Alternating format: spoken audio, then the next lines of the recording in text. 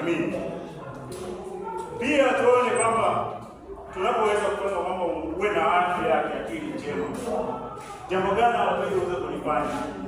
Jambo la kwanza nasema fanya mazoezi na michezo.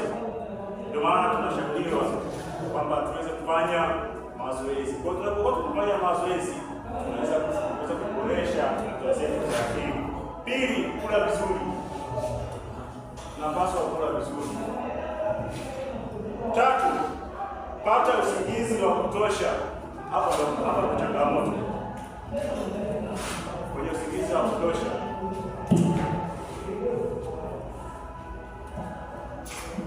Sawa, kwa hapa tunakuwa na changamoto kwenye pata usingizi wa kutosha. Leo vijana tunakuwa na muda mwingi, tunakuwa tunaperuzi mitandaoni. Unaanza kuperuzi, chukulie umeanza saa 3, uko mtandaoni saa 4, uko mtandaoni saa 5. Basi mbaya MB zimekata, unaanza kuangalia muda. Saa 5, saa 6, saa 7, saa 8, saa 9.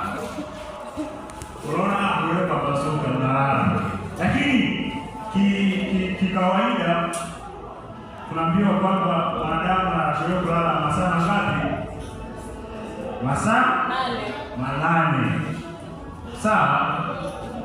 Unatakiwa kulala masaa 8. Basi inakuja sasa wewe ambaye unaamka umepumzika vizuri. Ile saa 2 umeanza kuangalia kuperuzi. Hayo masaa 8 tayakisha. Au sasa tunafikisha. Kwa kupitia mtandao ya kijamii tunapata changamoto nyingine ambayo inaweza kusababisha kupata athari za nini? Za afya ya akili. Mfano mzuri niko nao hapa.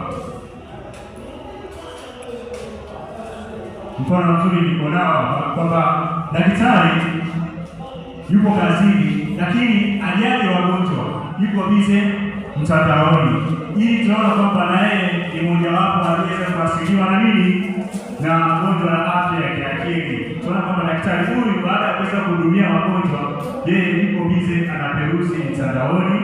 Na sio daktari tu, wapo wafanyakazi wengi wanaweza ofisini, unakuta yuko bize yupo mtandaoni. Lakini jambo lingine inasema zungumza matatizo yako na mtu unayemwamini. Ukiwa na changamoto, jaribu kutafuta mtu ambaye unamwamini ili uweze kumwambia changamoto inayokusibu.